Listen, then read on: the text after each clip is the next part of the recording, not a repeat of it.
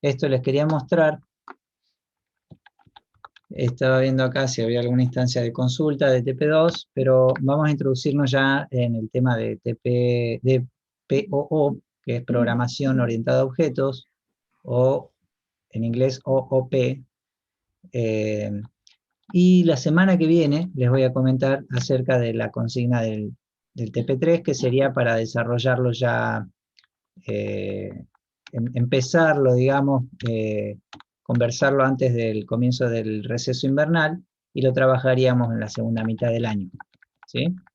Entonces, vamos con este tema que es, yo creo que el que les va a enriquecer de gran manera lo que podamos hacer en la programación. Amplía muchísimo el potencial del uso del lenguaje, no solo de processing, sino de la mayoría de los lenguajes de programación estructurado que trabajan así en estructuras, nos permiten, esperen que no tengo a la vista el chat. Viviana, buenas tardes. Ahí, ahora sí tengo. Al otro lado. La programación orientada a objetos nos va a permitir generar digamos, amplía muchísimo, como les decía, el potencial de la programación en términos de reutilizar código y aislar ciertos funcionamientos unos de otros, y eso enriquece mucho la autonomía que pueden lograr ciertas funcionalidades en relación a cómo se integra cada partecita en torno o en relación al resto del programa, ¿no? Vamos a hacer primero un primer ejemplo básico, bastante común.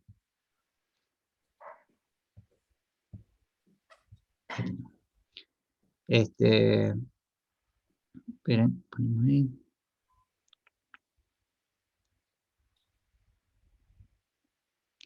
Bien. Ya habíamos hecho en algún momento un ejemplo de una pelotita rebotando, lo voy a hacer rápido acá.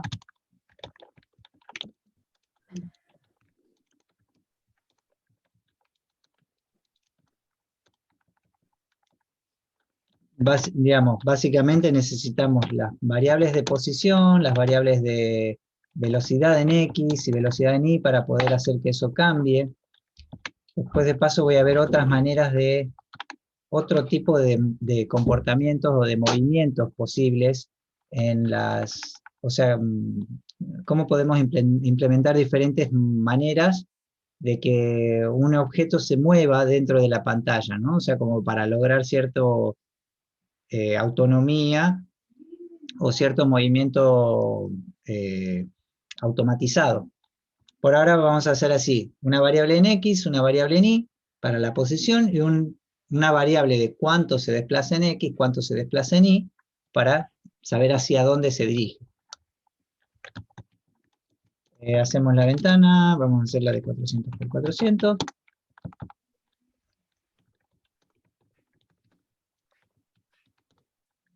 Y vamos a dibujar un elipse. Vamos a ponerle el tamaño también.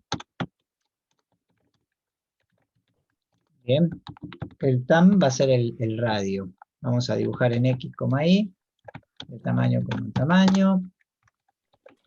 Y aparte de dibujar, vamos a mover, ¿no? Voy a poner acá, dibujar, mover. Esto de mover, acuérdense que no es que movemos... un segundo, por favor. ¿No podés ir un poquito más lejos? Por favor. Me invaden la oficina acá. Y en el mover lo que hacemos es cambiar básicamente los valores de la posición, X más Bel-X, y más igual Bel-Y. Algunas comprobaciones para ver qué hacemos cuando chocamos en los bordes. Una opción es, además de mover en X, ya también lo hago reducido o rápidamente, vamos a hacer que rebote. si x es mayor o x más tam, o sea, la mitad, es mayor a width, y vamos a hacer así también. O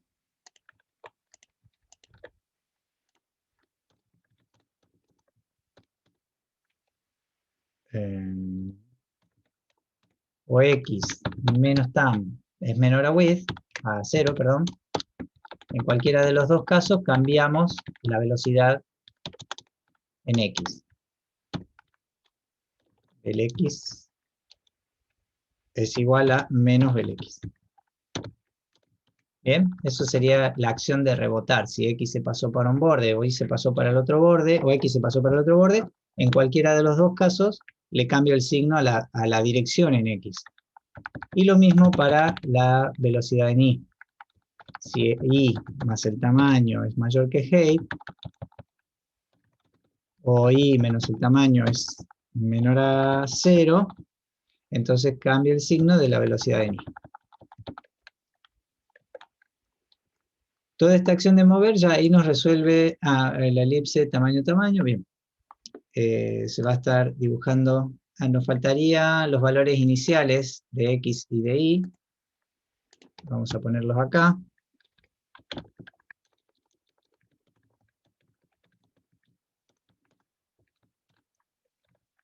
Vamos a ponerle un valor aleatorio entre 100 y 200.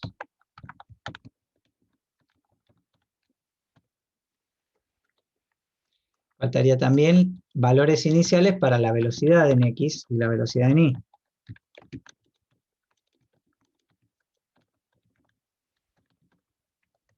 1 y 2, y la velocidad en y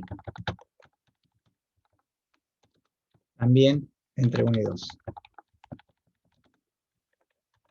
Bien, ahí todo nuestro programa funciona. No funciona porque no funciona.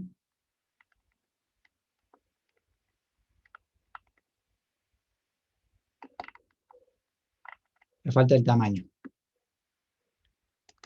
Y el tamaño le vamos a poner 40. Ahora sí.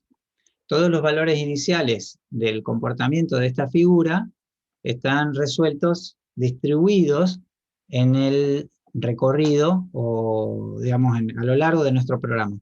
Ahora, si yo quisiera hacer dos de estas pelotas rebotando contra los bordes, tendría que empezar a replicar el uso de las variables, otras variables con otra posición, otra velocidad, etcétera, dibujar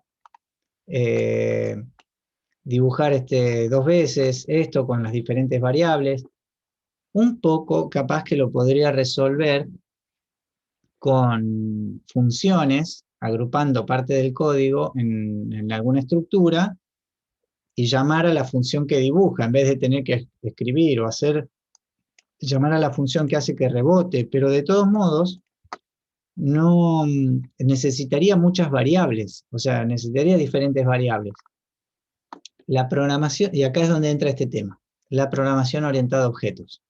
El término, o sea, esta descripción surge en realidad para enumerar una serie de paradigmas que aplican en la lógica o en la manera de programar, y los lenguajes de programación adoptan en su sintaxis las posibilidades de hacerlo.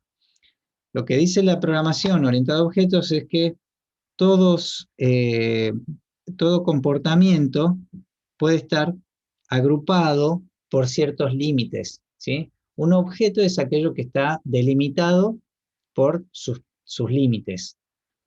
Nosotros en términos generales usamos objeto para referirnos a una mesa, a una silla, a un objeto que podemos agarrar, un objeto físico, pero no se limita a eso, ¿no? A veces escucharon por ahí hablar del objeto de estudio de una materia, o ese sentido de referirnos a algo como un objeto es cuando nosotros estamos delimitando el alcance o agrupando y delimitando o poniendo límites a lo que es internamente.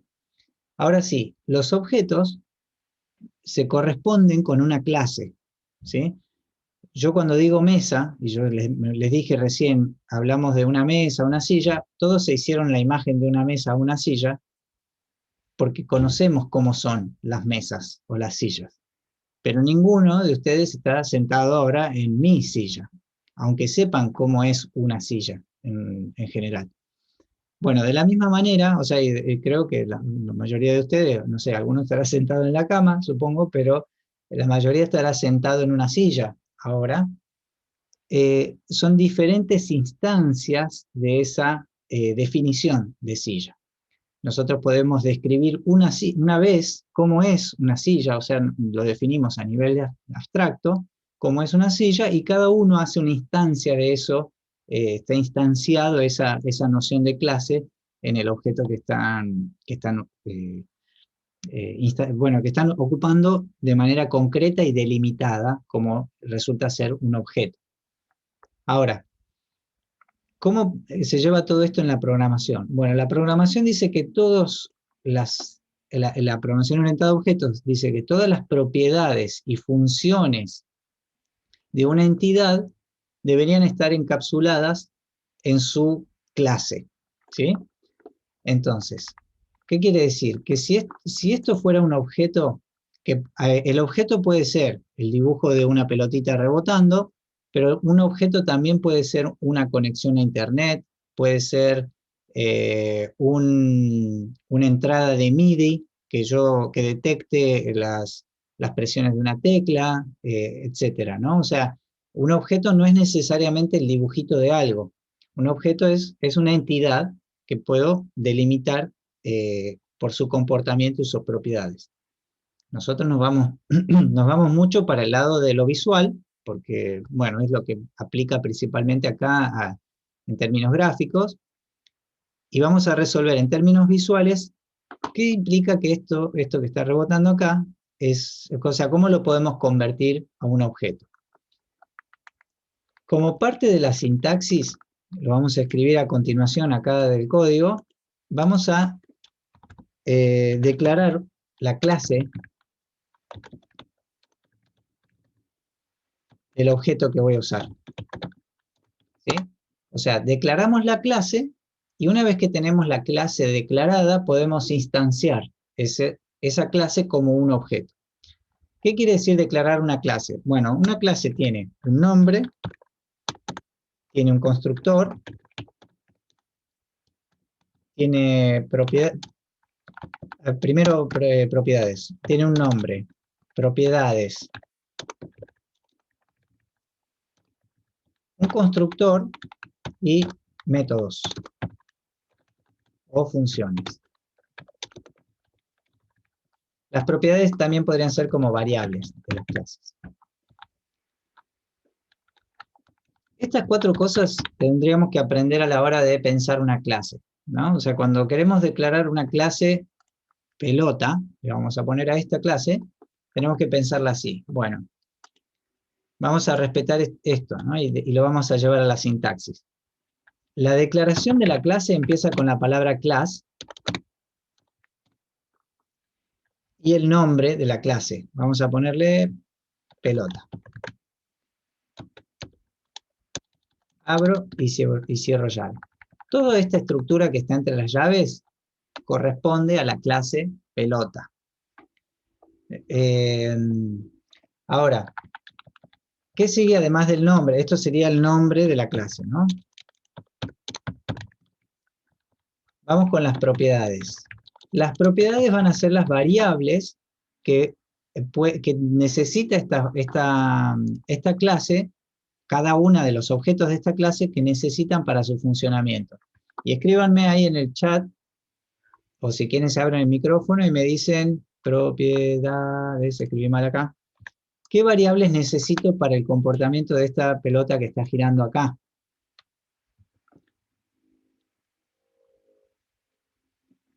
Me fijo ahí en el chat, o si quieren eso, se abren en el mic.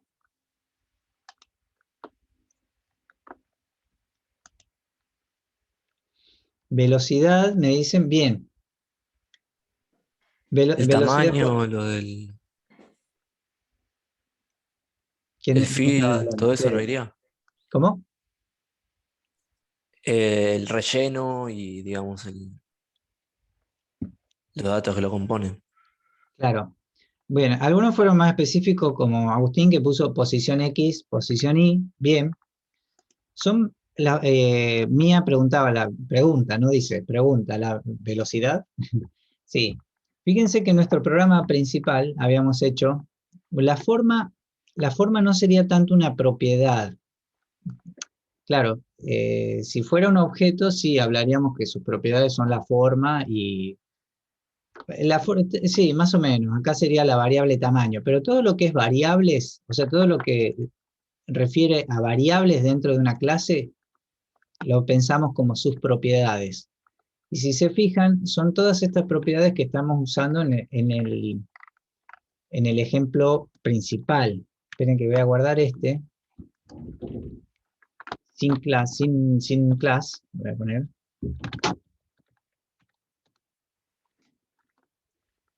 y voy a guardar otro con class. Class.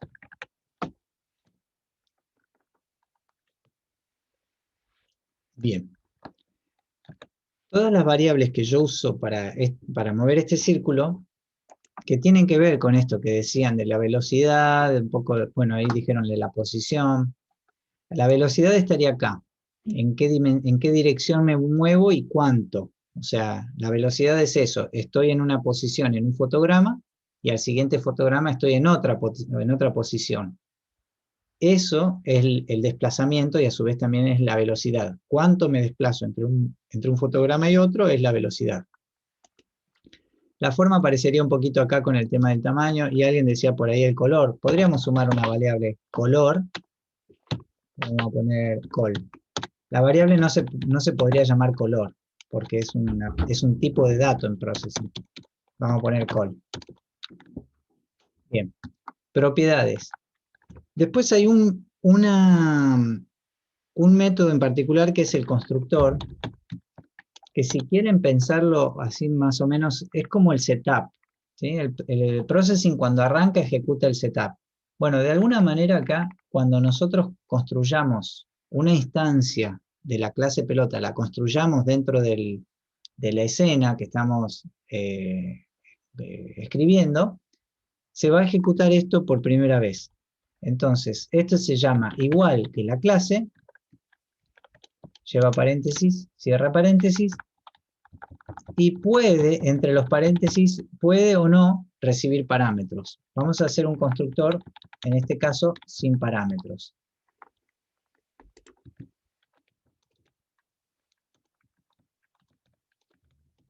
En este caso vamos a poner.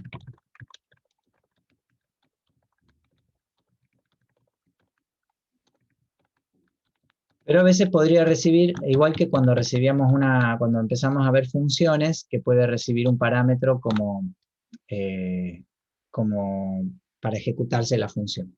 Bueno, ¿qué hace en ese momento? Bueno, lo que vamos a hacer en este momento es asignarle los valores iniciales a cada una de estas variables. Para eso me llevo lo que yo había puesto en el setup.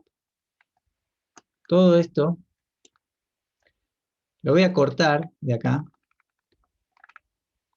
y lo voy a pegar como parte del setup, porque me quedaron los mismos nombres de variables, X, Y, velocidad, tamaño, agregamos color, así que podemos armar un color también. Col, y acá usamos la función color y podemos poner un random 255, lo hacemos 3 veces y tenemos un RGB aleatorio.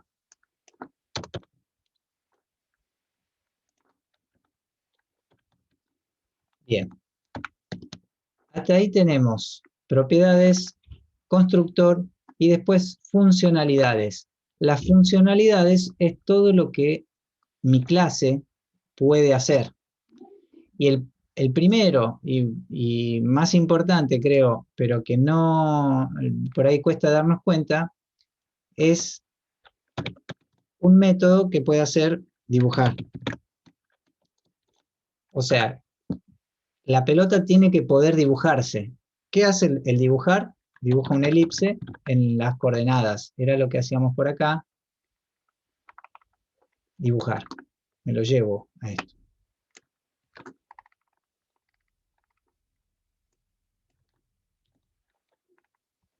Y tenemos, obviamente ya se pueden anticipar que hay otro método que es mover. ¿Qué va a hacer el método mover? Va a cambiar los valores de las variables para que este objeto se mueva en el transcurso del tiempo. Y es todo esto.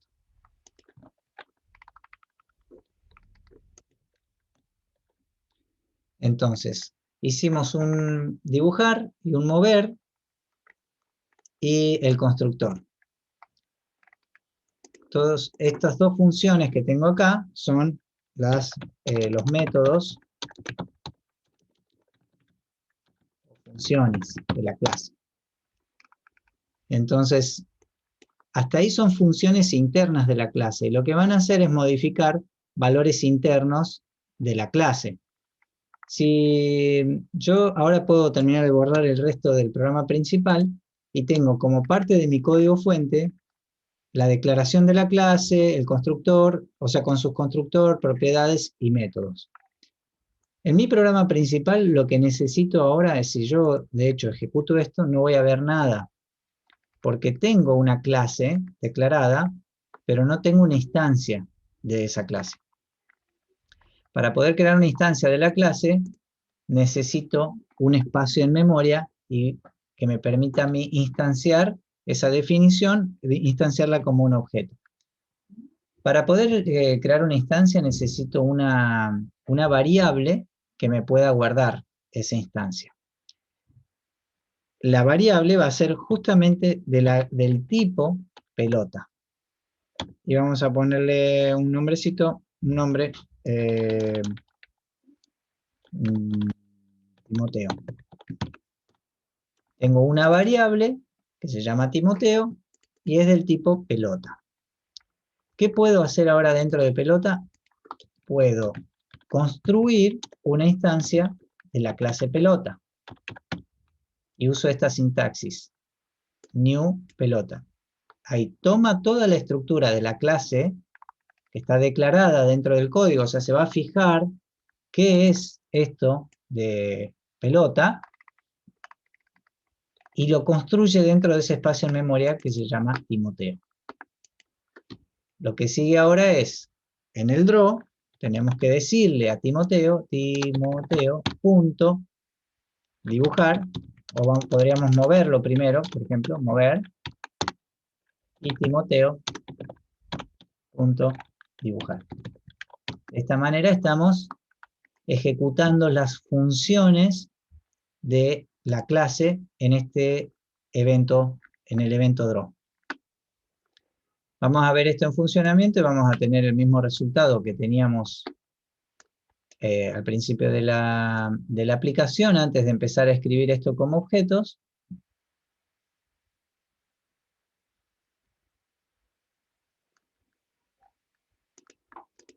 Y lo que les quiero mostrar ahora a continuación es cómo esto nos permite ahora empezar a crear más instancias de la misma clase. Bueno, sigo. Entonces, esto lo que nos permite también es crear otra variable de la misma clase. Vamos a ponerle nubecita. Nubecita es igual a new pelota. ¿Por qué esos nombres? No sé. Y lo que tendría que hacer es también nubecita mover y nubecita punto dibujar.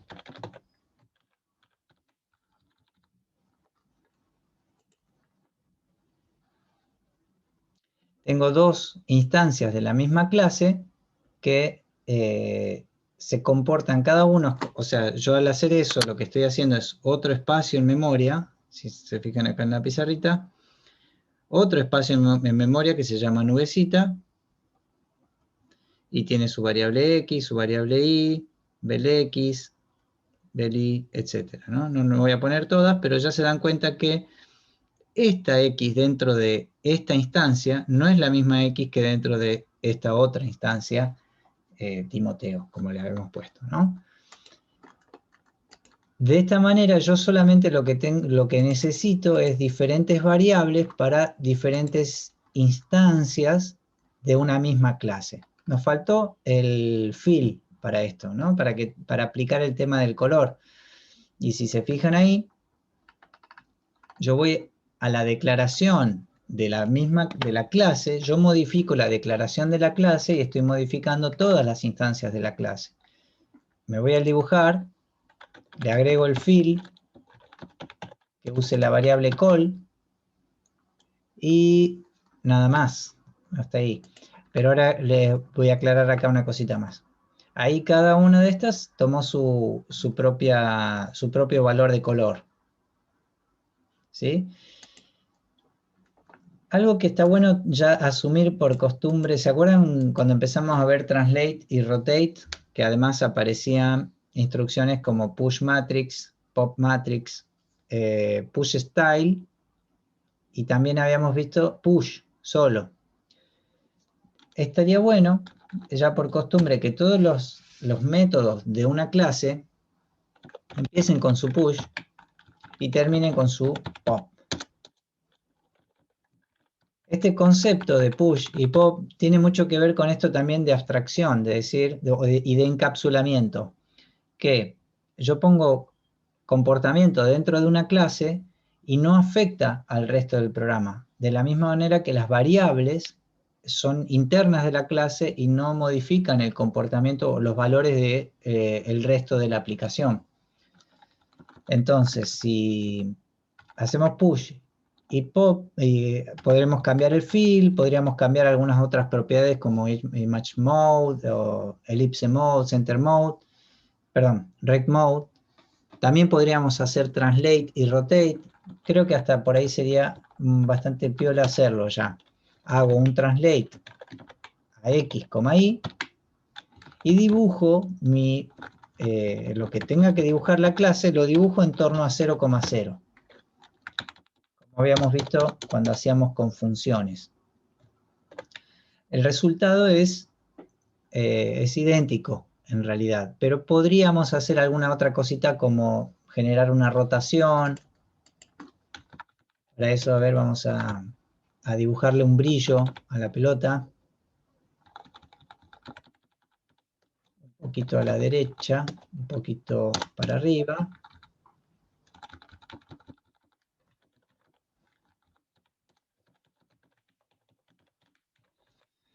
Van a ver, ahí le ponemos un poquito más al costado, vamos a ponerle.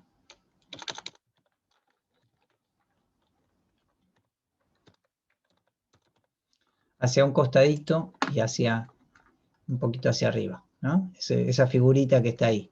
¿Qué me va a permitir eso? Que además del translate yo pueda hacer un rotate y se evidencie, digamos, ¿no? Esto rotate. Acá voy a poner cualquier valor. Frame count por 0,1.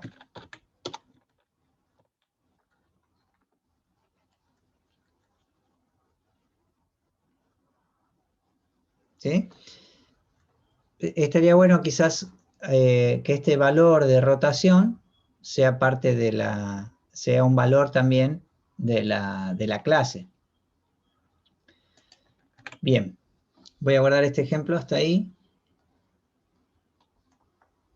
Y me gustaría acá darles alguna consigna para que desarrollen, ya que supongo que ahí varios tienen la posibilidad de escribir algo de código.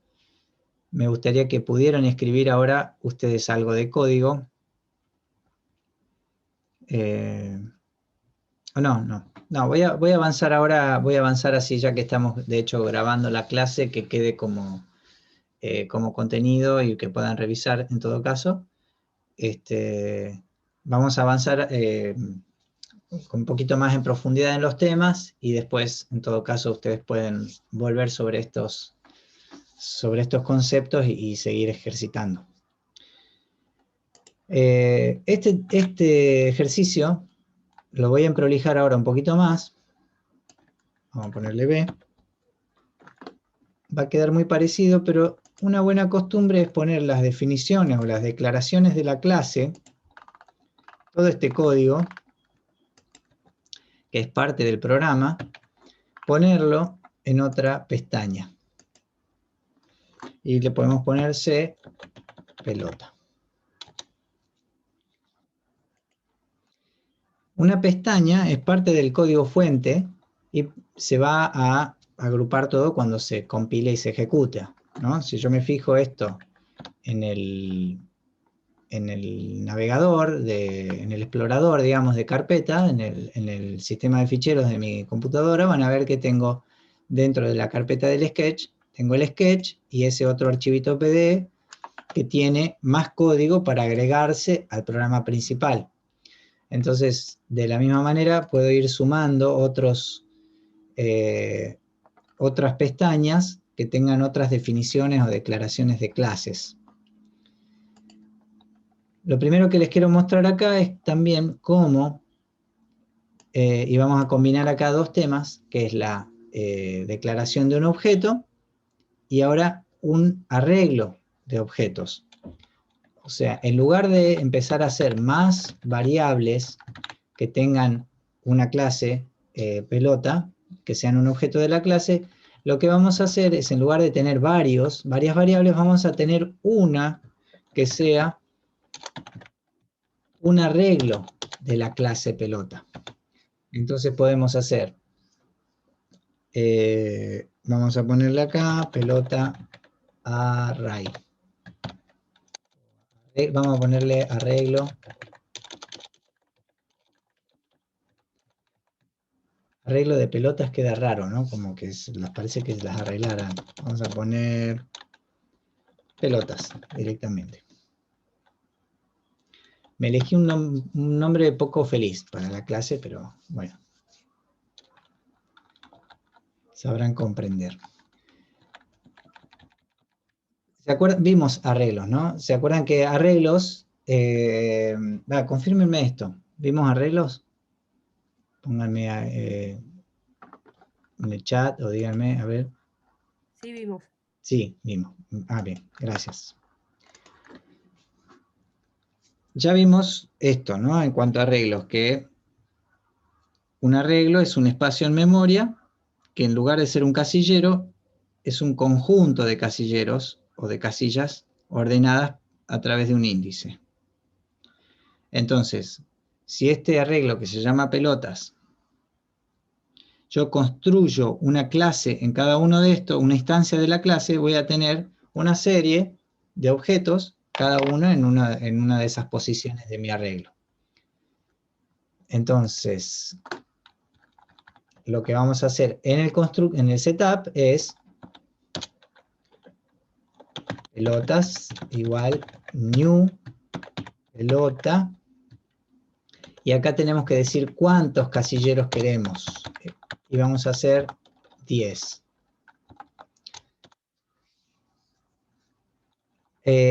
Ahí estamos construyendo las casillas, pero no estamos ejecutando todavía el constructor de las casillas. Entonces, lo que tenemos que hacer, o sea, tenemos hasta ahora tenemos este objeto con sus casilleros, pero no tiene nada en sus casilleros. Lo que tenemos que hacer ahora es recorrer uno a uno y ejecutar el constructor en cada una de las casillas. ¿Cómo recorremos uno a uno los casilleros? Con un ciclo for. For int i igual 0, mientras i sea menor que pelotas.len.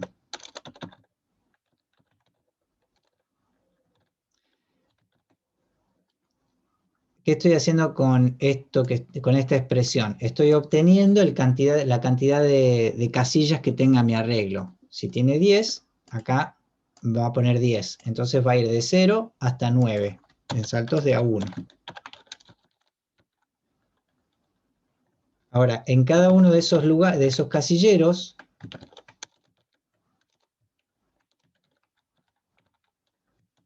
tengo que construir tengo que ejecutar el constructor de new pelota.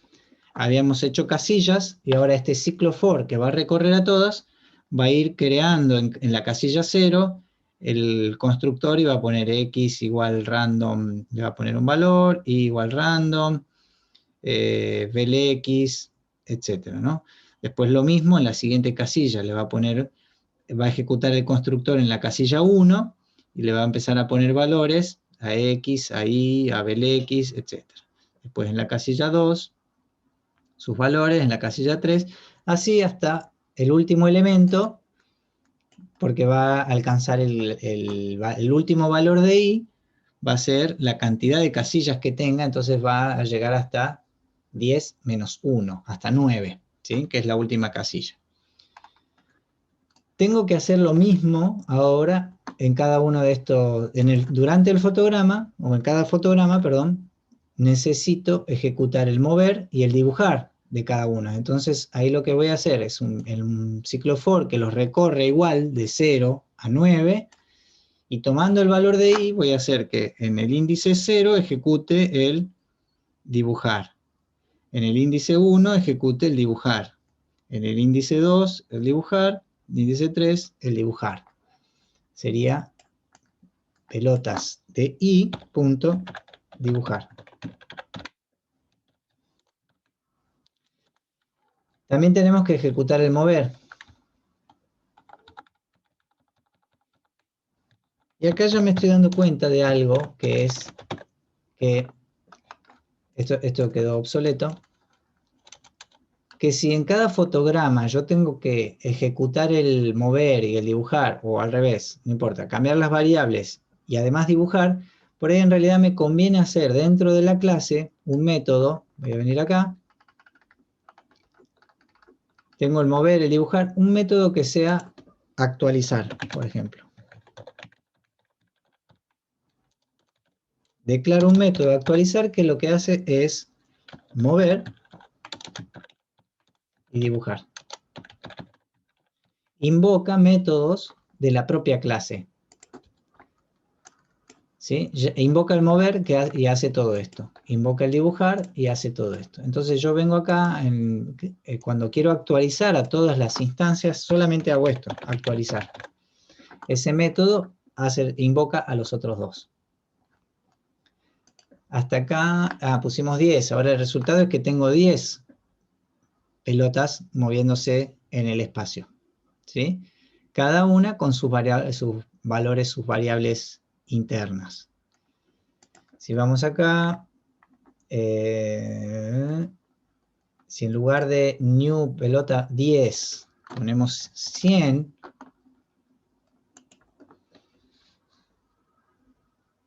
le cuesta un poquito, le cuesta un poco dibujar todos esos elementos, me parece, mientras estoy transmitiendo. Sí, me zarpé un poco.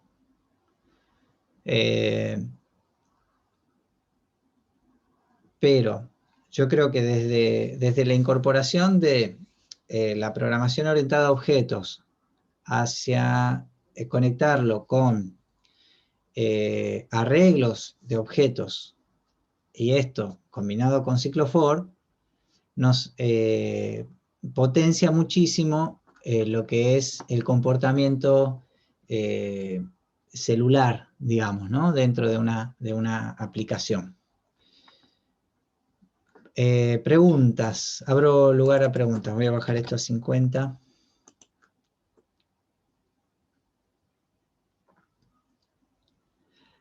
Bueno, ya vieron acá que todas tienen el mismo tamaño. ¿Cómo puedo hacer que no todas tengan el mismo tamaño? ¿Qué tendría que modificar para que no todas tengan el tamaño 40? ¿Qué tengo que modificar?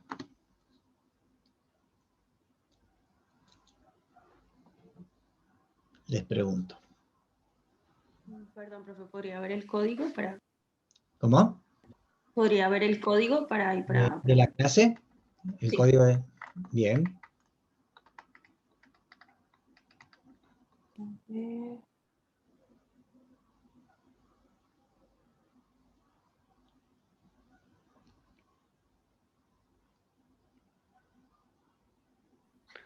Se Tal podría vez- cambiar el 40 por un random, tal vez, ¿no? Acá, sí. Sí.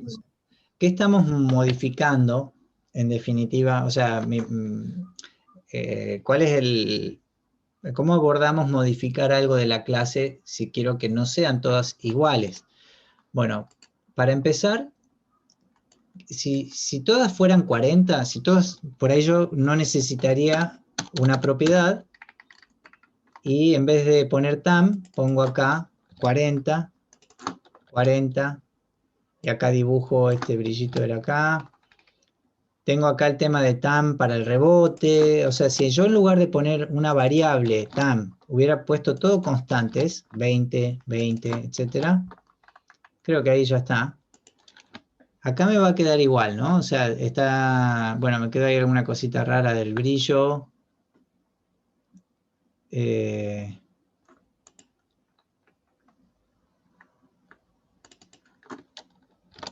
tenía que poner acá. Si yo en lugar de poner una variable tam, hubiera usado todos constantes, voy a bajar de nuevo la cantidad de elementos a 10 para que vaya un poquito más fluido. Ahí es donde aparece como importante comprender qué hace para qué es la propiedad, ¿no? de una clase. La propiedad de una clase es fundamentalmente lo que la hace diferente de otra. O sea, una instancia, lo que hace diferente una instancia de otra. Si todas tuvieran el mismo color, no usaría una variable, podría hacer el fill con una constante. ¿Dónde estaba acá? El fill.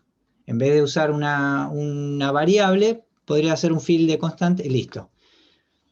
Ahora, ya vimos que una que simplifica tener variables, voy a deshacer todos estos cambios.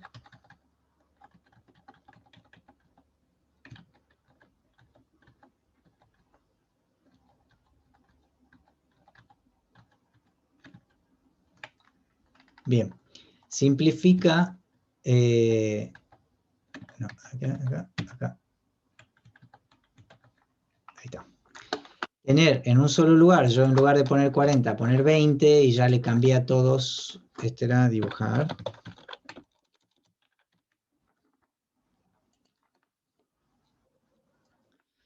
Y se modificó para todos por igual, pero bueno, solo lo cambié acá. Ahora, que esto sea una variable también me permite, como sugirió, creo que, no me acuerdo quién, no me acuerdo el nombre, pero poner un random, por ejemplo.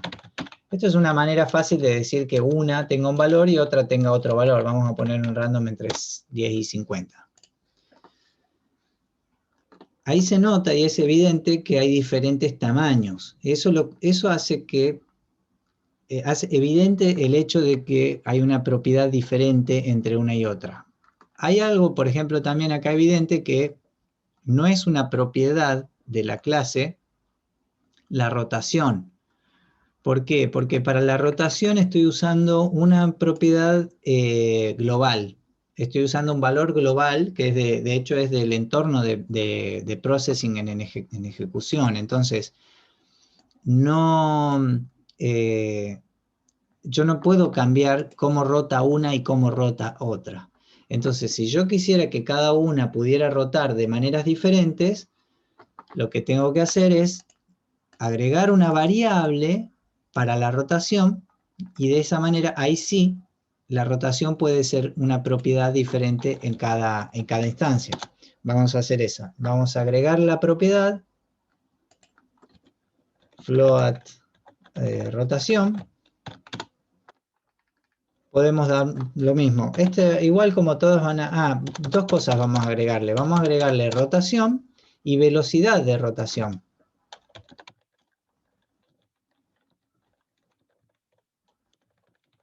no solamente están rotando, sino que vamos a ver en qué dirección rotan. El punto de rotación puede ser 0, la rotación inicial, el ángulo, digamos, ¿no? De rotación. Puede ser 0, no importa que todos empiecen igual, porque se van a ir desfasando en la medida que la velocidad de rotación no es la misma para todos. La velocidad de rotación es cuánto queremos rotar hacia un lado y hacia el otro. Entonces vamos a ponerle un random. Puede ser entre menos 3 y 3. Si lo expresamos en radianes. O sea, puedo... perdón, eso sería muchísimo. 3 radianes es muchísimo. Una décima para un costado o una décima para el otro. Una décima de radián, ¿no? Entonces, el mover, además de cambiar los valores, lo que va a hacer es, a la rotación, agregarle la velocidad de rotación.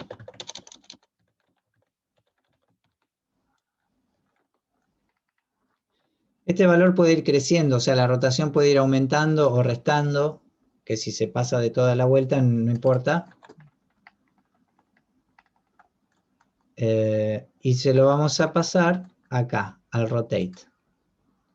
Entonces ahí incorporamos una propiedad exclusiva de cada instancia, que no es la misma en cada una de las instancias, aunque sí son propiedades de la clase, pero cada una va a tener valores diferentes en sus propias instancias. Vieron que hay algunas que van para un lado y otras que van para otro lado, ¿no?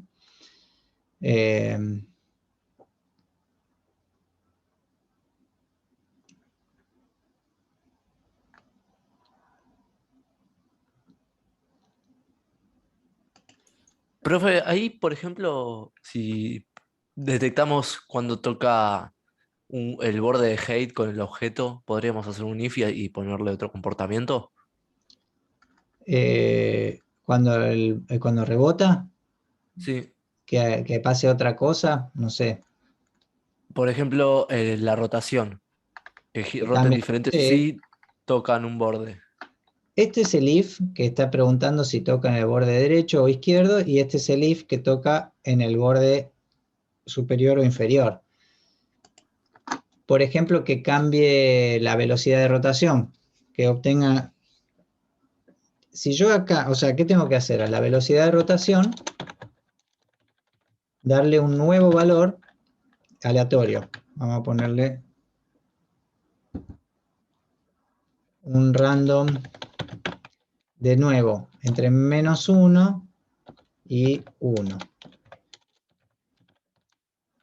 Fíjate que esto ya lo voy a hacer en el caso de que rebote izquierda o derecha, o también en el caso de que rebote derecha, arriba o abajo. Y también lo tuve que hacer en el constructor de la clase. Ya me indica esto que me conviene tener, por ejemplo, un método de la clase que haga eso. Voy a sacar este código de acá.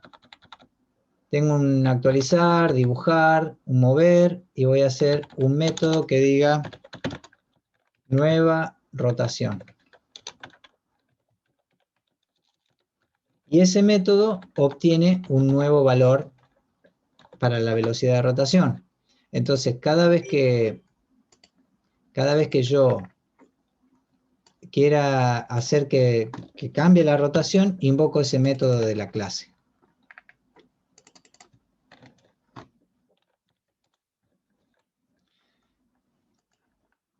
Me faltó todos van con 0, creo. Ahí cuando rebotan, obtienen una nueva... Sí, no es tan evidente. Funcionaría bien si tomara ¿qué sería? Como el ángulo según la velocidad, o sea, según el roce, ¿no? Si va girando para ahí, que empiece a rotar para el otro lado. Pero ya que sea aleatorio, le da un buen efecto.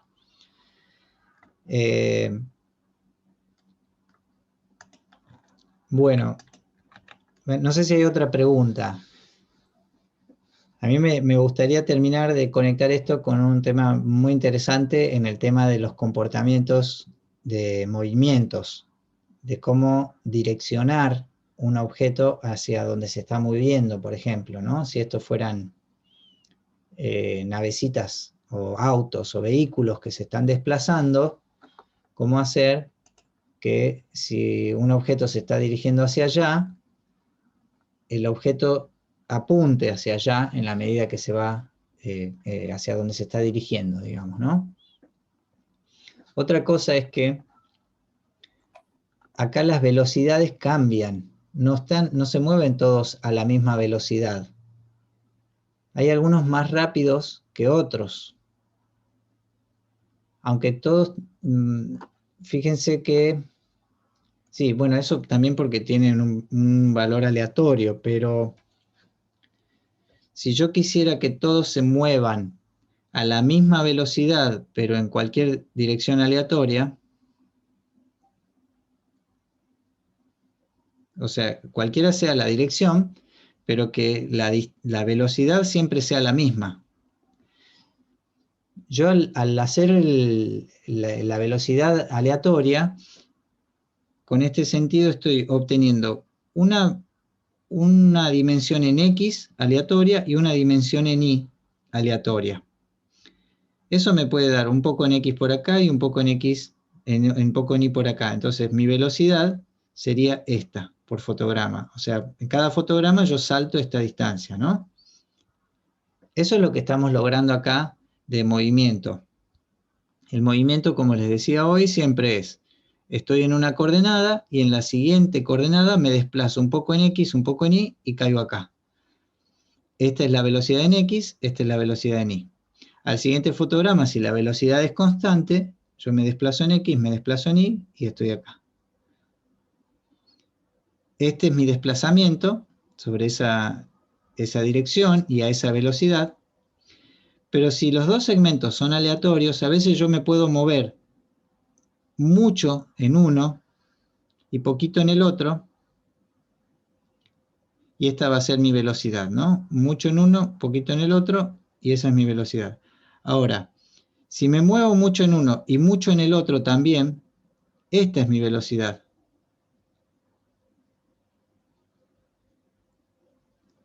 ¿Cuál de estos dos casos va más rápido? Evidentemente, digamos, ¿no? Le voy a poner un color y ustedes me dicen. Decía, este que se desplaza así.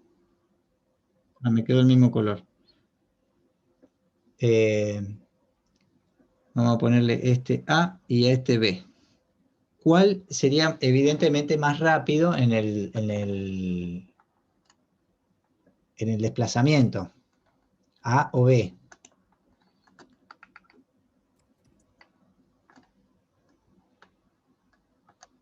La B. O igual, no sé. Ahí alguien dijo B. ¿Pero se mueven a la misma velocidad o uno más rápido? Y si uno es más rápido, ¿cuál de los dos?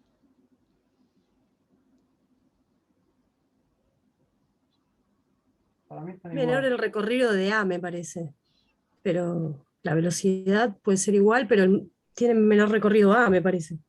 Bien, bueno, ahí estás dejando en evidencia un aspecto de la velocidad que al ser menor recorrido en cada fotograma, en definitiva voy más lento. ¿Por qué? Porque velocidad es distancia en el tiempo. ¿Estamos de acuerdo? Entonces, si el tiempo es el fotograma, es constante, entonces en definitiva la velocidad es cuánto me desplazo en cada fotograma. Si el tiempo de ejecución de cada fotograma es el mismo, entonces este desplazamiento, que es más corto que este desplazamiento, va a ser necesario, digamos, da como resultado que A se vea más lento que B. ¿Qué tendría que lograr que esta dirección, que es para allá, me da una velocidad, pero ahora si quisiera ir en otro ángulo, por ejemplo en el ángulo de B, a la misma velocidad, ¿a dónde tendría que caer B en cada fotograma? Tendría que caer acá. O sea, esta dimensión en A tendría que ser la misma dimensión en B. Ir cayendo en cada fotograma en esta dimensión. Estoy marcando con, voy a poner otro color, acá estoy marcando lo que sería el radio de desplazamiento desde este punto. Este segmento que está acá tiene que ser el mismo segmento en cualquier dirección que yo me mueva. Me quedó medio amorfo el círculo, pero creo que se entiende. No importa hacia dónde vaya, yo lo que me tengo que poder lograr desplazar es una dimensión que se puede representar como la distancia del radio a partir del punto en el que estoy. Y para eso lo que vamos a lograr, o vamos a sumar ahora como tema, es el desplazamiento por coordenadas polares. O sea, si esta es mi ubicación actual, no importa en qué dirección sea, para allá o para allá, en cualquier caso, mi distancia, o sea, tener el radio de una zona de, esperen que, así tengo que hacer. Bueno, no me quedo en el centro, pero más o menos es esto. Sea el ángulo en el que sea, yo me voy a desplazar el ángulo.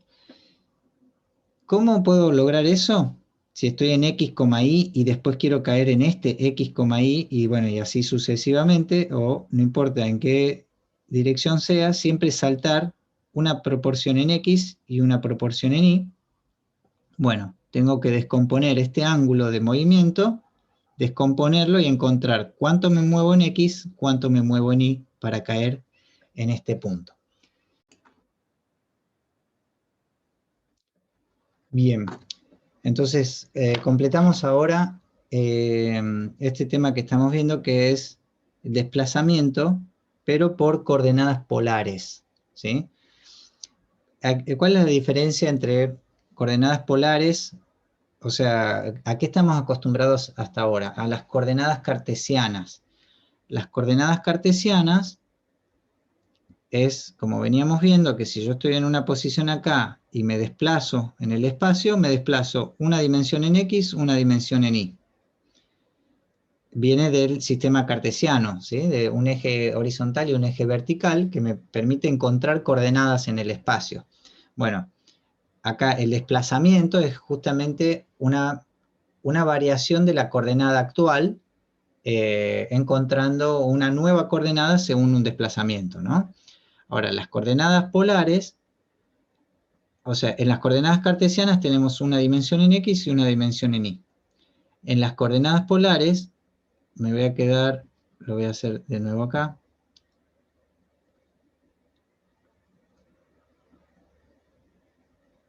Lo que tenemos en las coordenadas polares es un ángulo de desplazamiento y un radio, o un segmento, o una distancia. Sería ángulo,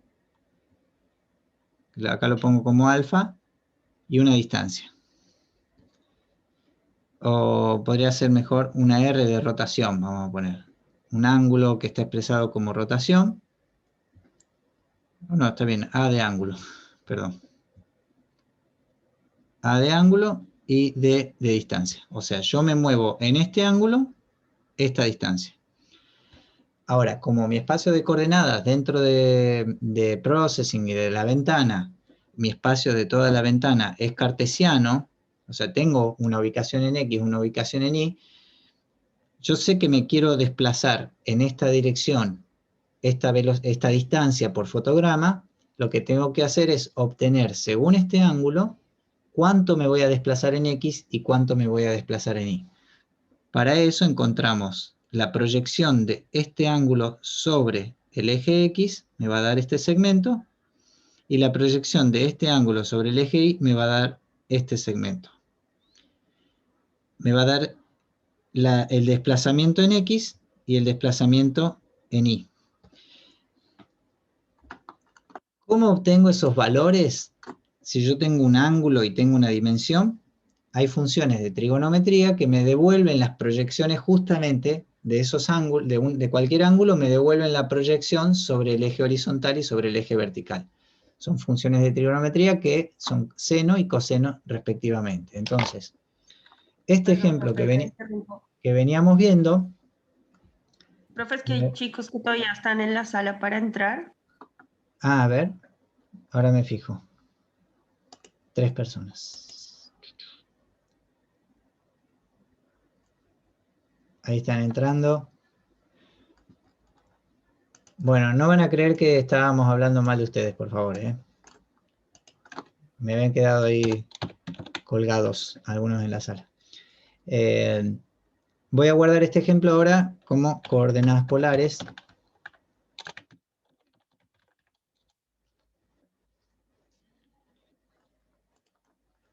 Como les decía, no es otro más que un sistema de coordenadas, ¿sí? Las coordenadas sobre un plano tienen 2 dimensiones. Pueden ser X o Y, y si no, como en este caso, un ángulo y una distancia. Entonces vamos a cambiar nuestro ejemplo que teníamos, la clase, la vamos a modificar. En lugar de ver el X y de ver el Y, vamos a tener un ángulo y una velocidad directamente, o sea, o una distancia, vamos a poner. Justo es una función. No, velocidad. O sea, cuánto me desplazo y en qué dirección. Tengo el tamaño, el color. Vamos a sacarle la rotación porque esto puede ser confuso. Estos valores, ahora vamos a ver qué valores le damos. Sacamos todo esto de rotación. Ahora vamos a ver lo de la rotación ahí. Y acá es donde empieza la cuestión del mover. Vamos a darle valores iniciales al ángulo. Acá podemos decir que el ángulo es igual a un valor aleatorio entre 0 y vamos a poner 2pi. Para manejar el ángulo en valores de radianes, acuérdense que sobre todo el perímetro de la circunferencia, este valor es 0, este valor es pi, y si sigo dando toda la vuelta, los 360 grados es 2 veces pi, porque se puede expresar así como 2-pi dentro del processing. Entonces yo obtengo ahí un valor aleatorio de cualquier ángulo sobre toda la circunferencia. Y la velocidad puede ser en todo caso la misma para todos. Vamos a ponerle velocidad 2. La velocidad va a ser la dimensión de este segmento que acá aparece como distancia. Sería el radio de todo este círculo sobre el cual yo voy a saltar como próxima posición en mi desplazamiento. Bien, vamos al mover.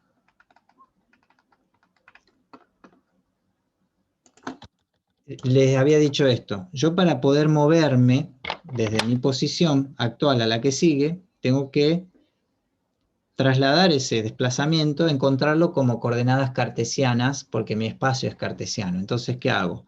Obtengo cuánto es ese ángulo, cuánto significa en X y cuánto significa en Y. Eso va a ser una variable, lo vamos a guardar en esta variable desplazamiento en X. Las voy a dejar como variables, como propiedades de la clase.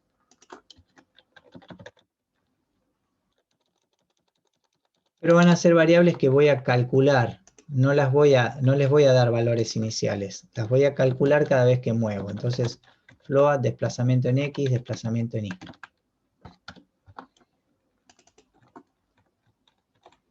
¿Qué es lo que no le gusta?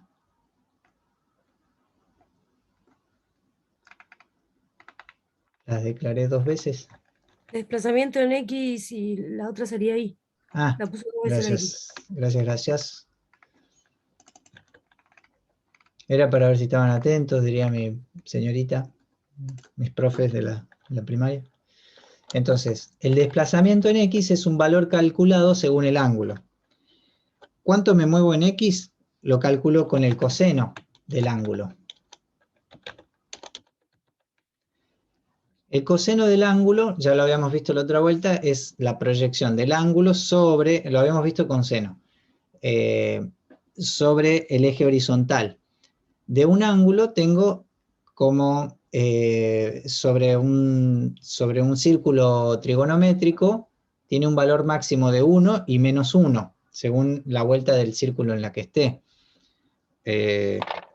Yo estoy haciendo gestos con las manos, no me ven, así que voy a tratar de hacer acá este dibujito de este círculo trigonométrico, ¿no? Este ángulo que está acá me da este valor de coseno. Este ángulo que está acá me da este valor de coseno, ¿sí? Siempre la proyección sobre este eje horizontal. Ángulos por acá me van a dar esta proyección. Ahora, coseno del ángulo 0 es 1, que es esta dimensión, es el radio 1 de este círculo. Coseno de pi, que es todos los 180 grados, me da menos 1. ¿Cuánto da coseno de pi dividido 2? O sea, de 90 grados acá, estos 90 grados. ¿Cuánto da el coseno? Si yo proyecto este segmento que justo está paradito, imagínense la sombra que haría sobre el eje horizontal, me da 0, porque cae justo acá en este punto.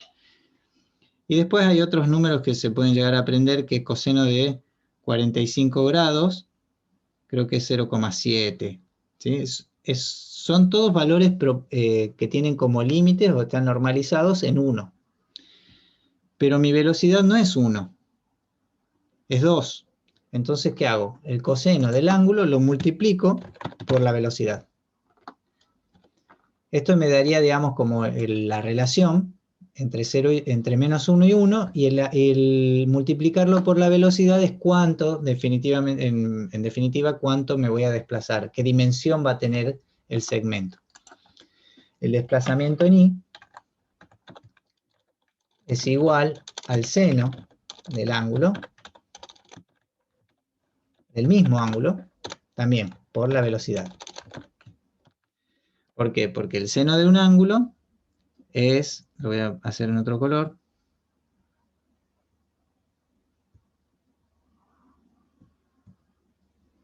el seno de un ángulo, de este ángulo que está acá, es la proyección sobre el eje vertical. Qué mal color que me elegí. Vamos con moradito. El seno de este mismo ángulo que me da un valor de coseno acá, acá me da un valor de seno. Seno de 90, que el coseno me daba 0 porque caía sobre este eje, acá en el punto 0, el seno de 90 es 1. Y el seno de 270, que es para acá arriba, me da menos 1. Y los mismos casos de coseno de 0 grado, que me daba 1, el seno de este mismo grado, de este mismo ángulo 0, si yo lo proyecto sobre el eje vertical, me da 0, ¿no? O sea, se ven como a medida que el ángulo va aumentando, el coseno va decreciendo a medida que el seno va creciendo sobre el eje vertical hacia abajo. Después, cuando pasa ese sentido vertical, el coseno empieza a crecer en este sentido y el seno empieza a decrecer en este sentido. Eso hace que de un mismo ángulo yo pueda encontrar la ubicación cartesiana de cada punto de la circunferencia. O sea, este punto, qué valor en X tiene y qué valor en Y tiene para poder dibujarlo sobre la circunferencia o desplazarme a ese punto sobre la circunferencia. Una vez que tengo esos valores, ahí tengo este cálculo que acabo de hacer, se lo puedo sumar a X, se lo puedo sumar a Y, y la otra que también puedo hacer es calcular si reboté. Acá hay una cosa rara que vamos a tener que hacer, espero que no se pierdan con esto. Acá tengo que hacer otra cosa. Vamos a sacar esta función que obtenía una rotación al azar. Todo este método lo saco.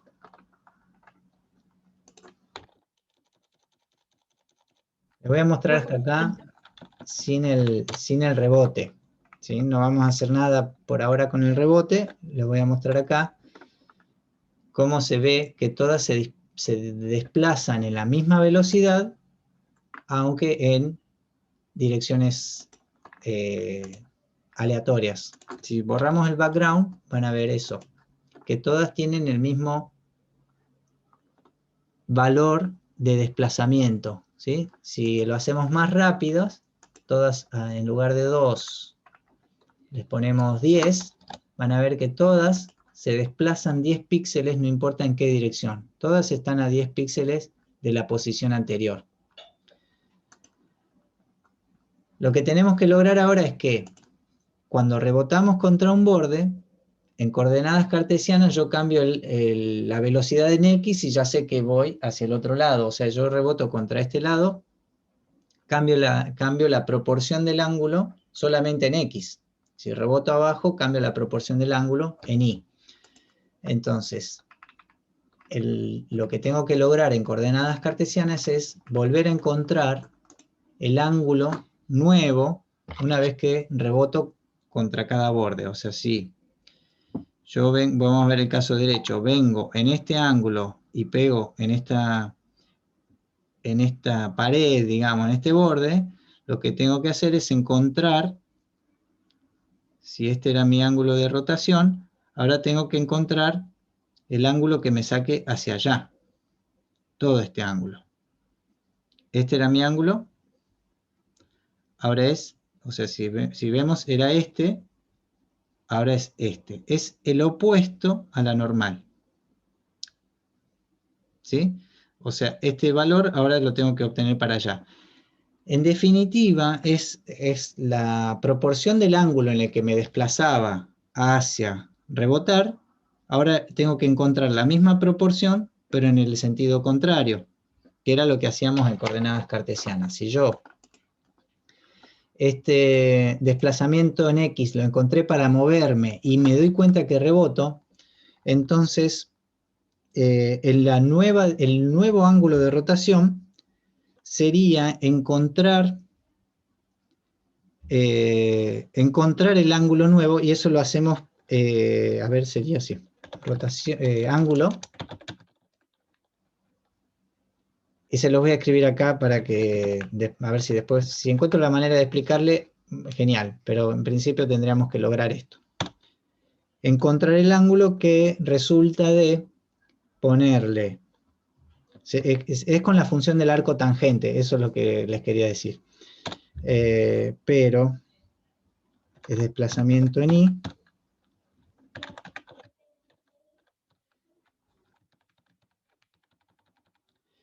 esto les voy a explicar acá. El arco tangente, y ahí terminamos de ver, no se preocupen, es lo último que vemos de trigonometría en este ejemplo.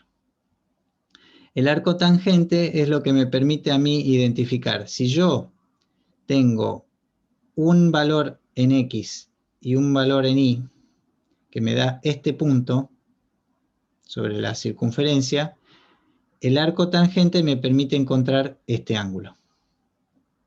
Yo sé este segmento y sé este segmento, necesito el ángulo que forma ese, digamos que en lugar de usar de obtener el seno y estos segmentos con seno y coseno, yo tengo estos segmentos y necesito el ángulo que se corresponde con esas dimensiones de segmentos. Entonces, si yo tenía un ángulo que venía en esta dirección hacia acá y me daba este valor de ángulo 1, vamos a ponerle, y ahora necesito el opuesto, puedo encontrar ese nuevo ángulo. Si este era mi desplazamiento, era así y así, para acá, y me daba este punto, este hubiera sido mi ángulo. ¿Qué hago? Esta dimensión la pongo en negativo, este valor es el mismo, entonces ahora tengo esta dirección y encuentro el ángulo. ¿Qué hago entonces? Al arco tangente le paso el segmento en Y. Eso es lo más raro que tiene esta función, es que el primer segmento es el eje vertical, el que se proyecta sobre el eje vertical. Y sobre el eje horizontal le pasamos, pero el valor negativo de mi cálculo actual de desplazamiento. Y ahí encuentro el ángulo invertido sobre el eje X.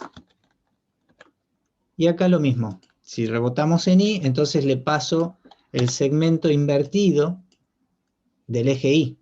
Y me va a dar el ángulo nuevo con el segmento invertido en Y.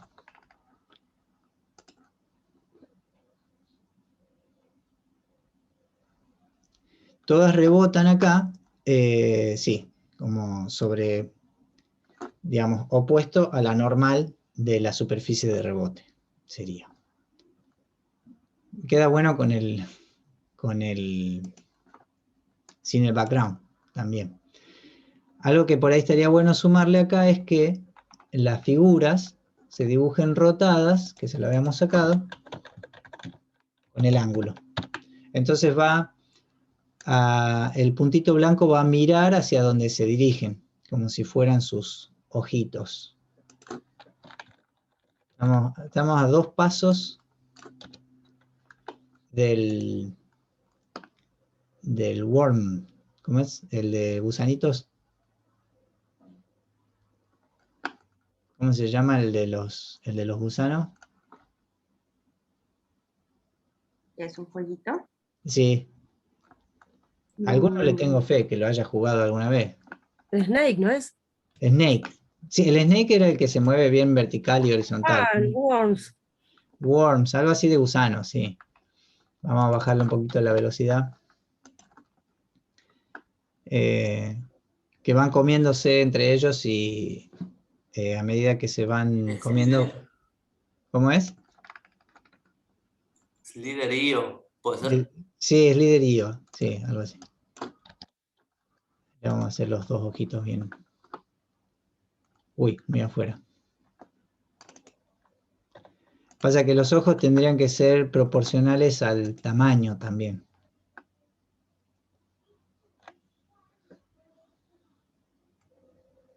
Bueno, ven acá que a ver si alguien en el chat lo había puesto. El iterío, sí. El dibujo de esta figura que estamos repitiendo es esta. Es un círculo que está dibujado en 0,0 y tiene un circulito chiquito hacia la derecha y un poquito para arriba, y otro circulito chiquito hacia la derecha y un poquito para abajo. Si ustedes se fijan y se van acostumbrando, las figuras en ángulo 0 miran hacia la derecha. Eso está bueno como costumbre también. Si estos personajes que se están moviendo acá fueran un auto o cualquier vehículo, ustedes tienen que pensar el dibujo de esta, no sé, si fuera una nave espacial, una nave, no sé, miren qué supernave me estoy haciendo acá. Siempre piensen que está mirando hacia la derecha. Si fueran superhéroes, a ver cómo me sale acá un superhéroe volando con su capa.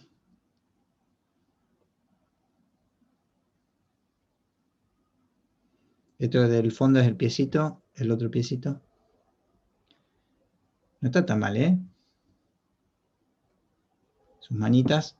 Bueno, esta sería la ubicación y siempre mirando hacia la derecha. Entonces, si el ángulo va cambiando y lo hago volar en otra dirección, el objeto se va a dibujar, ahora sí no me pidan que lo dibuje mirando hacia abajo, pero se va a orientar siempre esa dirección hacia la derecha va a ser mi rotación 0. Bueno, les propongo que utilicen estos ejemplos de base y piensen en algún personaje que se desplace en el espacio y que se dibuje, digamos, ¿no? Así en la dirección en la que se mueve.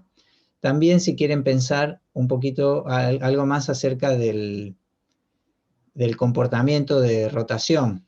Por ejemplo, nosotros acá simplemente los hacemos rotar y encontramos, según el ángulo, cuánto se desplaza en X, cuánto se desplaza en Y, pero el ángulo permanece constante salvo las situaciones de rebote. Si nosotros, además de cambiar la posición, cambiamos el ángulo, le vamos a agregar al ángulo una variación mínima más pequeñita todavía,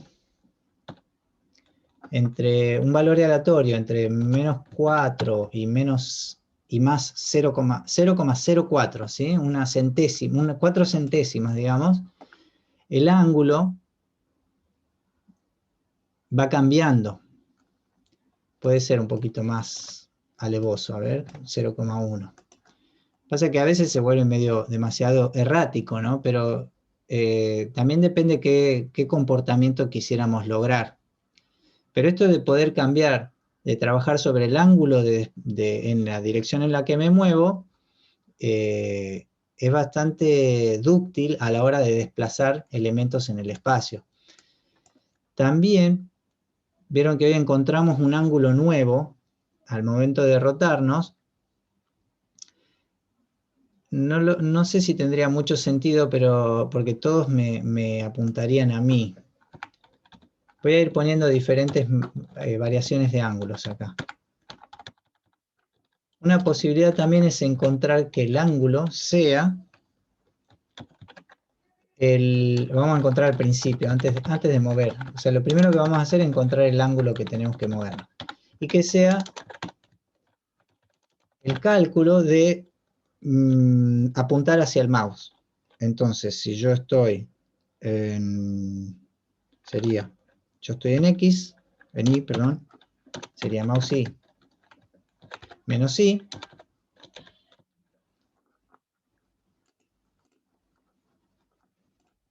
y mouse X menos X. De esta manera estoy encontrando un ángulo y los segmentos que le estoy pasando a la función arco tangente para encontrar el ángulo es el segmento que se forma, o sea, habíamos visto que el arco tangente me devuelve un ángulo según los segmentos. Bueno, en los segmentos que le estoy pasando es, si esta es la ubicación X, Y, y el mouse está acá, esto es mouse X, mouse Y, al calcular las diferencias, mouse X menos X y mouse Y menos Y, los segmentos que le estoy pasando es esto. O sea, o visto acá, mejor así. Entonces, si yo le paso este segmento y este segmento, el ángulo que estoy encontrando es este ángulo que proyecta hacia la coordenada del mouse. Si lo hago así, todos se ahí todos juntos me están apuntando al mouse. Es medio, digamos, no tiene mucho sentido porque se agrupan todos. Y cuando me alcanzan, de hecho, es difícil resolver porque se pasan de largo, etc. Pero ven cómo las figuras se orientan, o sea, apuntan hacia el mouse. Creo que sería más evidente si les damos, ahora sí, velocidades aleatorias a cada uno. Random 1 y 5. Habría que ver qué pasa si algunas tienen velocidad negativa, ¿no? O sea, como que se muevan hacia atrás. Ahí todas se mueven hacia adelante, algunas más rápido que otras. ¿Qué pasaría si algunas tienen velocidad negativa, no? O sea, a ver, veamos. ¿Qué pasa con los rebotes también, no? O sea, algunas que tengan velocidad negativa se escapan del mouse, pero claro, el tema cuando rebotan. Ahí hay una que se está escapando despacito, despacito. Sí, no sé por qué el rebote no los hace volver.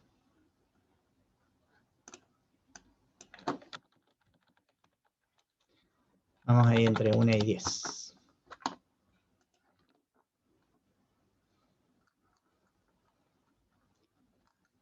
Sí, son todas demasiado rápido, digamos, ¿no?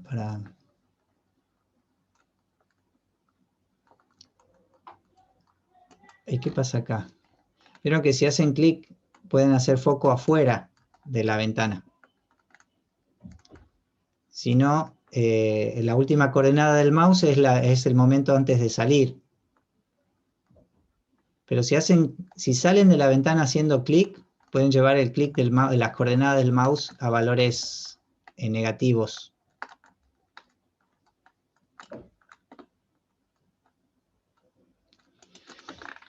Y un truquito más, que si este es el ángulo al que yo quiero alcanzar, que es el ángulo de mi posición que mira hacia el mouse, lo que puedo hacer también en lugar de eso es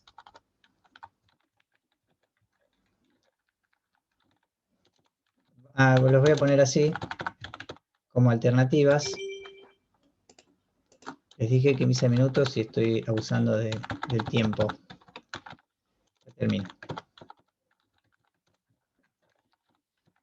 Una alternativa también sería, en lugar de cambiar directamente el ángulo hacia la posición a la que quiero ir, es del ángulo en el que estoy, sumarle una diferencia que me orienta hacia la dirección del mouse. Pero una proporción muy chiquita. Esto lo escribo así y después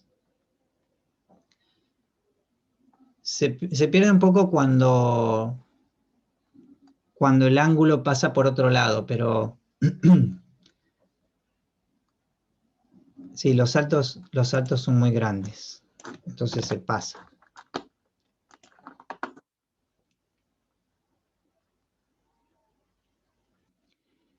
Ahí el ángulo tiende hacia las coordenadas del mouse.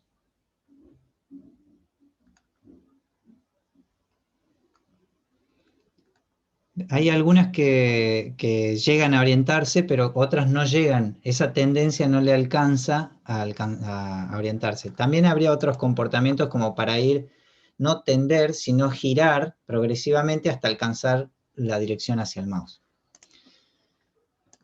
No sé cuál prefieren ustedes. A ver, yo voy a dejar acá la aleatoria, que es medio así como errática. Y con velocidades aleatorias, etc. Bueno, en base a estos ejemplos, entonces les propongo crear personajes que se desplacen en el espacio, y si hay de dos tipos, podrían hacer dos clases diferentes para hacer instancias de dos tipos de clases, ¿no? Después incluso podríamos, si el dibujo no es siempre el mismo, si un objeto, una instancia, ¿sí? Un objeto es de un dibujo y otro objeto es de otro dibujo, entonces eso implica que es una propiedad más de la clase. Bueno, voy a cortar acá la grabación. Vamos de grabar.